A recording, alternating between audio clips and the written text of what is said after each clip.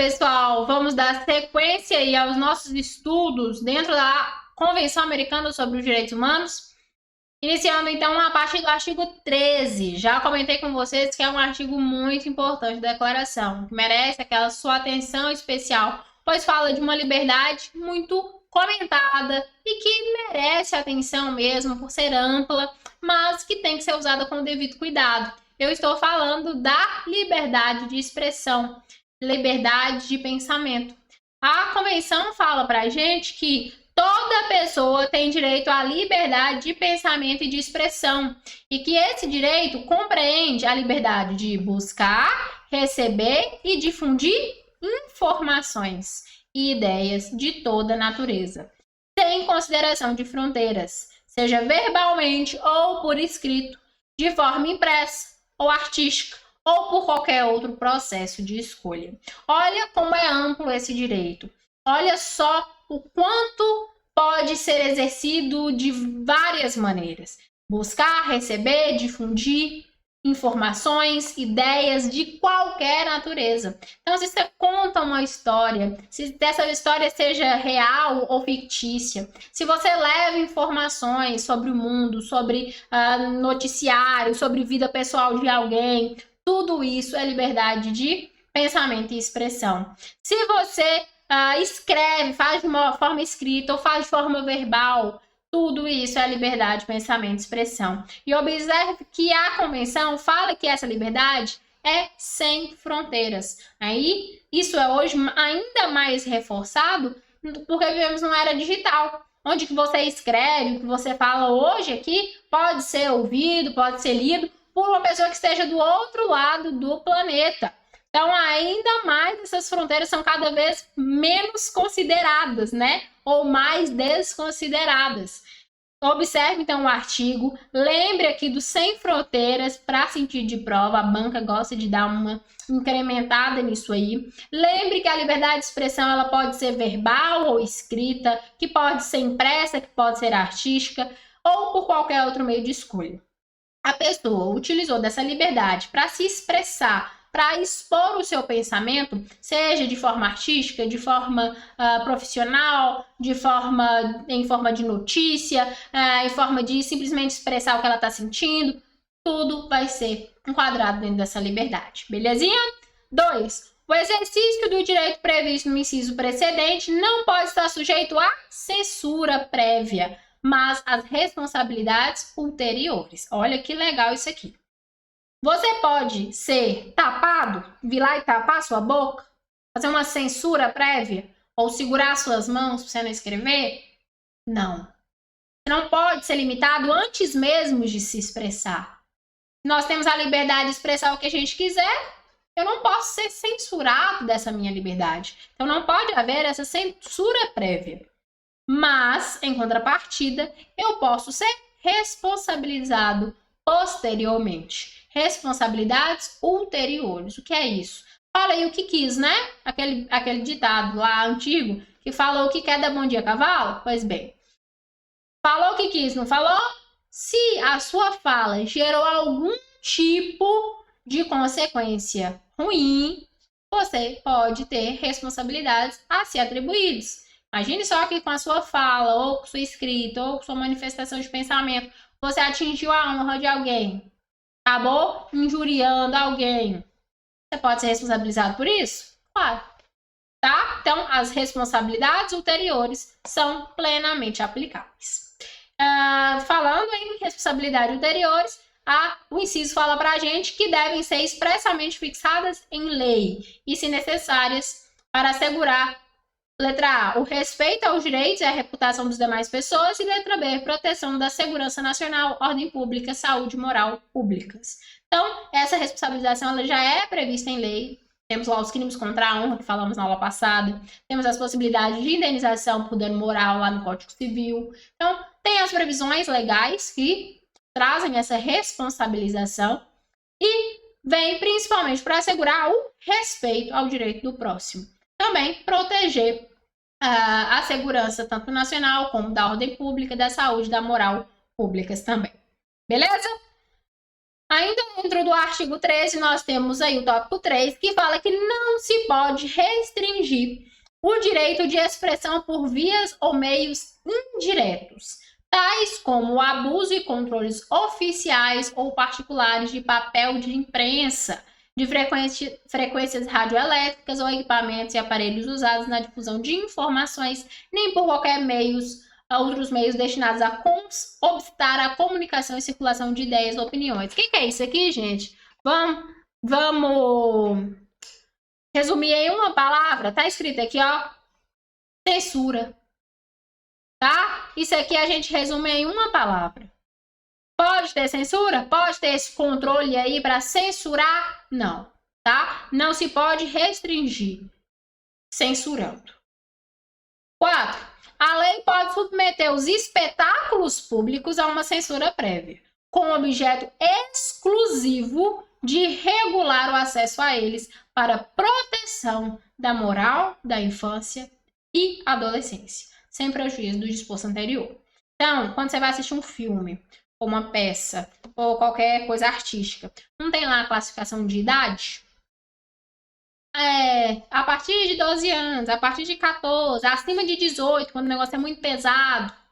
Pois bem, isso é legal, tá? Apesar de ser uma certa censura para as pessoas ali daquela determinada faixa etária, mas é legal. Por quê? Porque tem um justo motivo, que é a proteção da moral da infância e da adolescência.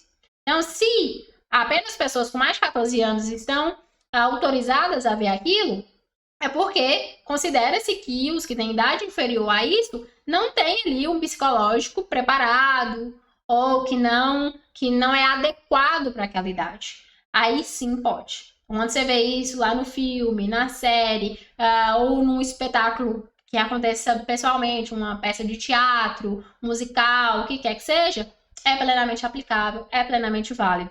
Está previsto aqui, está previsto lá no ECA também. 5. A lei deve proibir toda propaganda a favor da guerra, bem como toda apologia ao ódio nacional, racial ou religioso que constitua incitação à discriminação, hostilidade, crime ou violência. Aí sim pode ter censura, né? Não só pode, como deve. Fazer propaganda de coisa que não presta, aí também não dá. Então, imagine só, você ligar a televisão, tem lá uma propaganda incitando discriminação. Se os direitos humanos lutam para acabar com a discriminação, como é que vai permitir ter propaganda de coisa de discriminação, de violência, de crime, de hostilidade?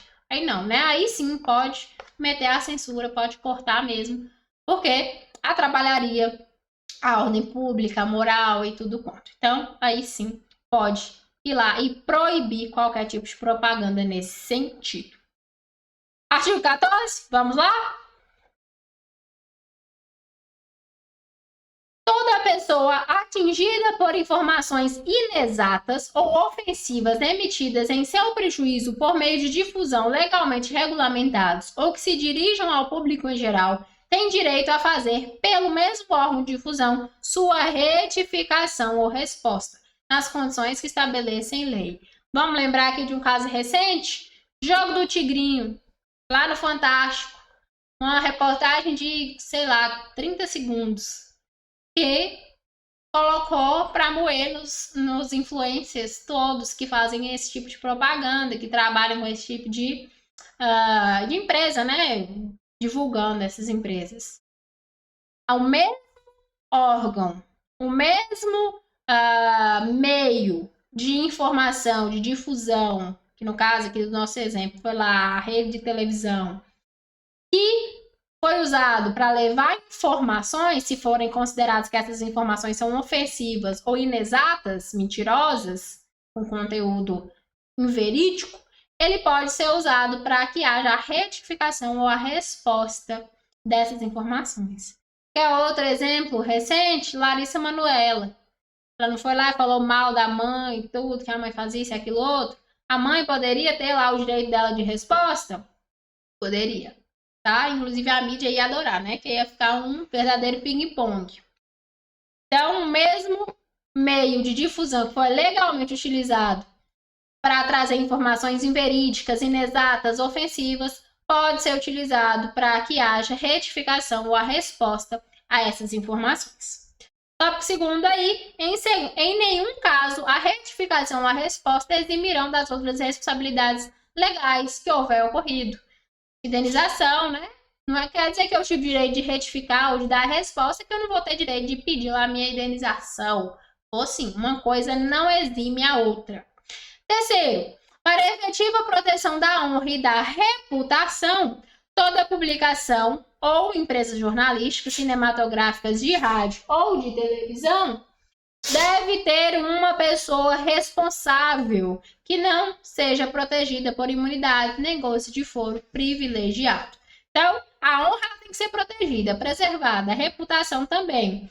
Se alguma empresa jornalística, cinematográfica, televisão, rádio, foi lá e feriu essa honra, feriu essa reputação, ela tem que ser o quê? Responsabilizada. Nós não vimos agora há pouco que tem o direito de liberdade de expressão e tudo quanto, mas que tem também pode ser responsabilizado de maneira ulterior, posterior, por atos que venham a causar algum tipo de prejuízo a alguém? Pois bem, se esse prejuízo veio de uma empresa, seja jornalística, seja cinematográfica, o que for, alguém deve ser responsabilizado por isso. E esse alguém, ele não pode ser protegido por imunidades ou foro especial, para que haja de fato a responsabilização. Artigo 15, direito de reunião. É reconhecido o direito de reunião pacífica e sem armas. O exercício de tal direito só pode estar sujeito às restrições previstas em lei, que sejam necessárias numa sociedade democrática de interesse de segurança nacional, segurança e ordem públicas e para proteger a saúde ou a moral públicas ou dos direitos e liberdades de demais pessoas. Observe, quero me reunir com um grupo de amigos. Posso? Perfeitamente. Reunião. Quero me reunir com um grupo de amigos para praticar crimes. Posso? Aí não, né? Aí perdeu aqui o fim pacífico, principalmente se tiver com arma. Aí deixa de ser uma reunião de amigos para ser uma associação ou uma organização criminosa. Certo? Então, falou em reunião? Pode, desde que seja pacífico e sem armas. Reunir para cometer crime, para fazer algazarra, nada disso. Reuniu, tá todo mundo com a ponto 40 na cintura. Também não. Beleza? Então, temos o direito à reunião, à liberdade de reunião? Sim. Observado aí os dois requisitos, que seja pacífico e sem armas. Posso ter ainda o meu direito restringido, mesmo que seja pacífico e sem armas? Posso. Quando? Quando houver uma previsão legal. Então, eu quero reunir com meus amigos, mas eu quero reunir aqui no meio da rua. Vou pegar uns cones, vou fechar o quarteirão e pronto, vou fazer minha festa. Posso fazer isso? Se não tiver uma autorização da prefeitura, do órgão de trânsito, não. Claro que não. Porque a lei te proíbe fechar a circulação de trânsito e tudo, então não pode. Mesmo sendo pacífico, mesmo sendo sem armas, você tem que obedecer às legislações pertinentes. Quero reunir com meus amigos, é pacífico, é sem armas, mas vou pôr o som no talo, no meio da cidade, atrapalhando a vizinhança inteira. Posso? Não. Por quê? Porque existem leis ambientais, existem leis municipais que regulamentam a questão do som. Então, por conta dessa lei, você pode ter restringido esse seu direito aí de reunião. Beleza? A regra é que temos a liberdade de reunião. Os requisitos é que seja pacífico e sem armas. E as exceções é que estejam dentro dos padrões legais, que não haja nenhum tipo de restrição prevista em lei. Ok? Entendido o direito de reunião? Podemos seguir? Vamos para o direito de associação. Artigo 16. Todas as pessoas têm o direito de associar-se livremente com fins ideológicos, religiosos, políticos, econômicos, trabalhistas, sociais, culturais, desportivos ou de qualquer outra natureza. Assim como você tem o direito lá de se reunir com seus amigos, fazer uma reunião, você também tem o direito de associar a eles. Livremente. Para qualquer fim, seja ideológico, religioso, vamos lá, vamos montar uma igreja? Vamos. Olá, associação religiosa. Vamos fazer um partido político? Aí, associação política.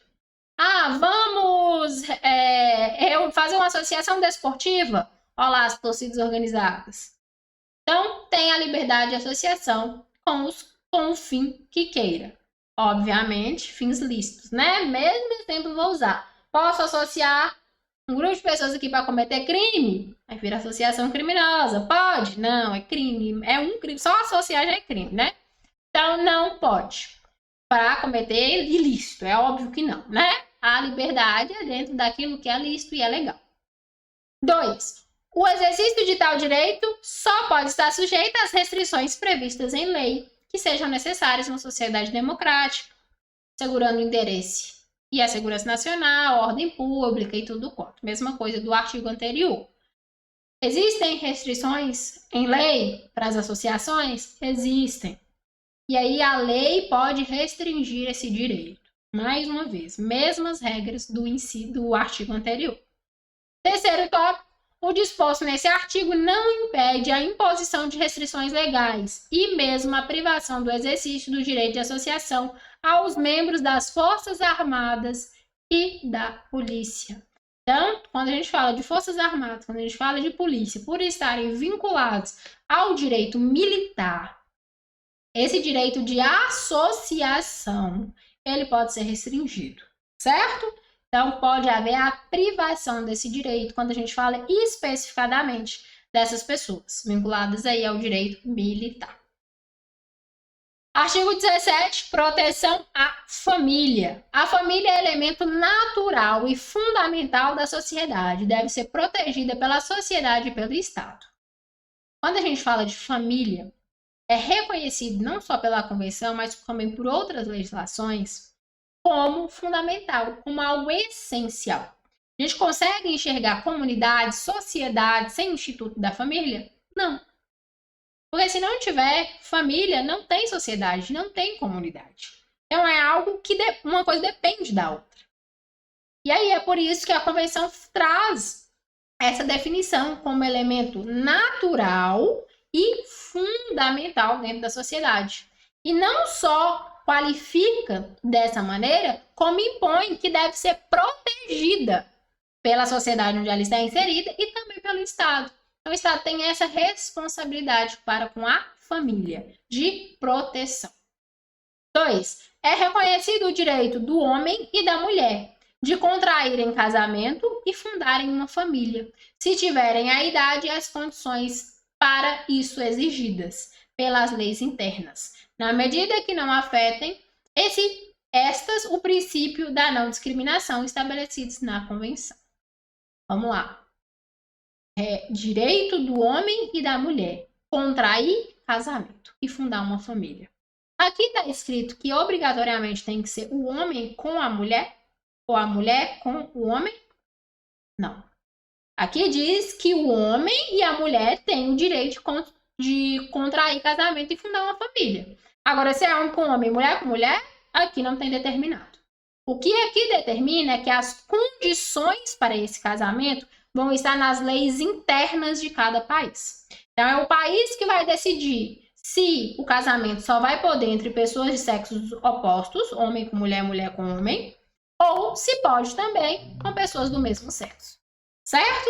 Legislação interna de cada país assim decide. Dentro da Convenção, estabelece que o homem e a mulher podem contrair o casamento e fundar uma família. Observadas as condições das legislações internas a que eles pertencem. E observar também a questão da idade. Aqui está escrito que pode criança contrair matrimônio? Não. Animal? Pode um homem casar com o cachorro dele? Não. Então, tem que ser homem, tem que ser mulher, tem que ter idade e tem que ter as condições estabelecidas na lei do país onde aquela pessoa vive. Beleza? O casamento não pode ser celebrado sem o livre e pleno consentimento dos contraentes. Lembre lá da cena final da novela, que toda novela, na última cena, tem um casamento de alguém, né? Toda novela. Aí lá vai ter: é livre e espontânea vontade que você, fulano, aceita ciclano como seu legítimo esposo? Sim, é isso aí, ó. Livre e pleno consentimento. Só tem validade o matrimônio, o casamento, se os dois lá que estão casando estiverem escolhendo aquilo de maneira livre e plena, consentindo de maneira livre e plena. Lembra lá do sim, que vocês conseguem plenamente entender isso aqui. os Estados partes devem tomar medidas apropriadas no sentido de assegurar a igualdade de direitos e a adequada equivalência das responsabilidades dos cônjuges quanto ao casamento, durante o casamento e também no caso de dissolução desse bendito casamento. Em caso de dissolução, serão adotadas disposições que assegurem a proteção necessária dos filhos, com base unicamente no interesse e convivência dos mesmos. Olhe lá. Quando casam, duas pessoas casaram, as duas têm igualdade de direitos? Perfeito. Igualdade, equivalência de responsabilidades? Perfeito também. Então, a gente tira aquele pensamento retrógrado, onde o homem tinha a obrigação de trabalhar e colocar dinheiro em casa. A mulher tinha a obrigação de limpar a casa e cuidar de filhos. Hoje não. Hoje há equivalência, tá? Não só na prática, né, na vivência da prática, mas as legislações assim determinam que as mesmas obrigações do homem é da mulher. A mesma obrigação de um contraente é do outro contraente do matrimônio, certo? Assim também os direitos. Então, se os dois têm as mesmas obrigações, por óbvio, os dois também vão ter os mesmos direitos.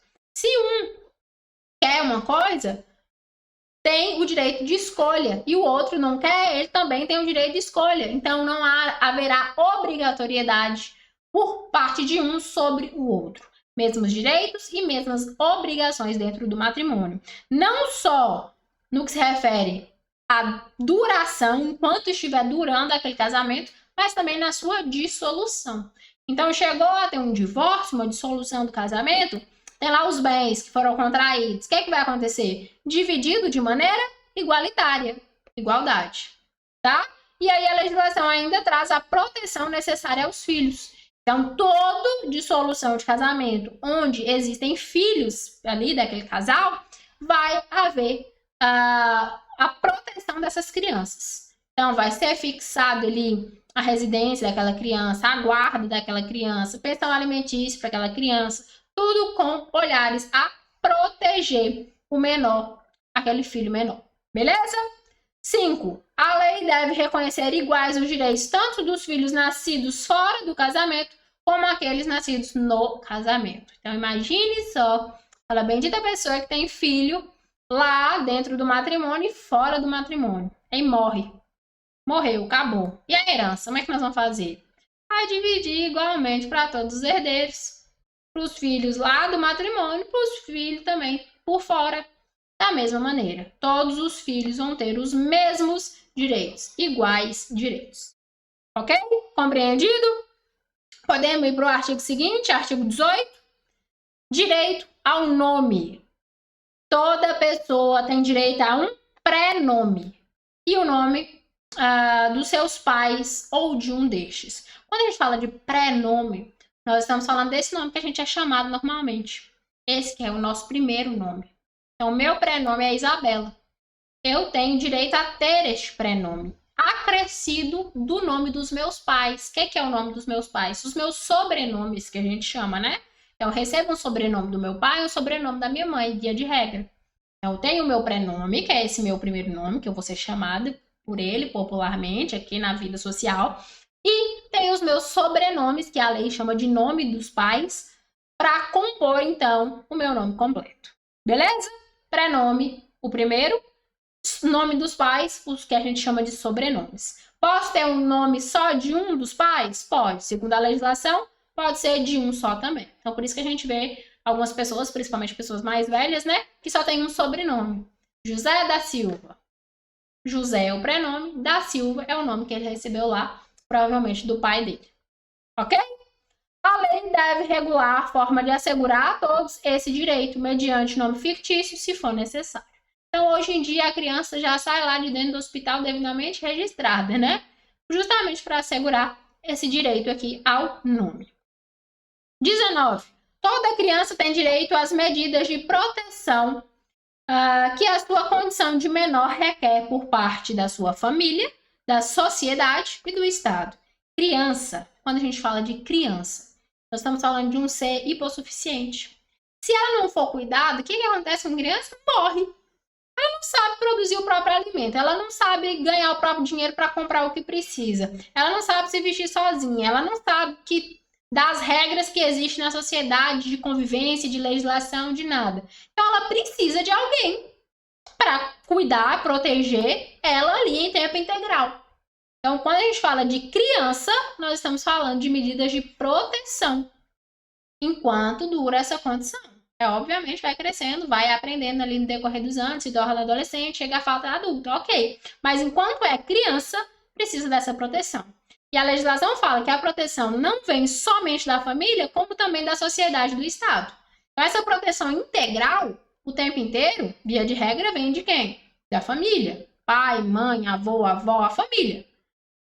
Mas, em união aí com a família, trabalha também a sociedade e o Estado. Então, nós, enquanto sociedade, enquanto comunidade, também temos o direito de proteção para com as nossas crianças, assim como o Estado. Tá? Viu uma criança perdida na rua? Você, enquanto sociedade, tem a obrigação ali de amparar aquela criança, de levar até uma autoridade competente, de fazer alguma coisa por ela. Não pode só ignorar aquele fato. Mesma coisa o Estado. Viu ali uma criança está apanhando, uma criança está passando fome, uma criança está passando necessidade, o Estado tem que agir. A criança que não está indo para a escola, o Estado tem que ofertar a educação. Então, a proteção vem da família, mas também da sociedade e do Estado. Beleza? Para fechar, vamos no artigo 20, que fala para a gente o seguinte: direito de nacionalidade. Toda pessoa tem direito a uma nacionalidade. O que é isso? Nacionalidade. Via de regra, a sua nacionalidade está atribuída ao lugar onde você nasce. É o que a gente chama de nacionalidade territorial. Nasceu em solo brasileiro, brasileiro nato você vai ser. Mas também pode estar atribuída a outros requisitos, como, por exemplo, a nacionalidade por fim sanguíneo. Vai observar lá qual é a nacionalidade do pai, da mãe, para determinar a nacionalidade da pessoa que nasceu. Então, tem regras dentro da Constituição, da nossa Constituição, lá, artigo 12 seguintes, que vai fixar a nacionalidade por quesito sanguíneo. Ah, pai brasileiro, mãe brasileira, em solo estrangeiro, tal. Só a mãe é brasileira, tá dentro de tal lugar, é assim. Vamos lá no artigo 12 para vocês verem. Então, vai estabelecer as regras de nacionalidade. Certo é que toda pessoa tem direito a pelo menos uma nacionalidade. Pode ter mais de uma? Pode. Imagine só, a pessoa aqui nasceu em Portugal. Então, ela tem a nacionalidade lá, portuguesa. Veio para o Brasil, morou não sei quantos anos, seguidos, ininterruptos, sei o quê. Se tornou brasileiro naturalizado. Ela perde a de Portugal? Não, ela mantém as duas. Vai ter dupla nacionalidade, como a gente chama. Certo? Então, segundo o artigo 20, toda pessoa tem direito a pelo menos uma nacionalidade. Seguindo, fala que toda pessoa tem direito à nacionalidade do estado cujo território houver nascido. Se não tiver outra, que eu disse para vocês, a nacionalidade territorial, lá, o território aonde nasceu determina, via de regra, a sua nacionalidade. Terceiro, a ninguém deve ser privado arbitrariamente de sua nacionalidade, nem do direito de mudar. Então, a pessoa pode ser privada de sua nacionalidade? Pode retirar a nacionalidade de uma pessoa? Pode. Existem casos específicos onde a pessoa perde a nacionalidade. Aqui dentro das regras do direito brasileiro, está lá no artigo 12, parágrafo 4, salvo engano, onde fala as possibilidades da pessoa perder a sua nacionalidade. E aí as regras lá são para os brasileiros naturalizados, né? Aqueles que adquirem a nacionalidade brasileira. Eles podem perder essa nacionalidade em algumas circunstâncias, em algumas situações. Então, pode sim, existe sim possibilidade de perder essa nacionalidade. O que não pode acontecer é a perda de maneira arbitrária. De novo, a palavra arbitrária aparecendo aí na legislação.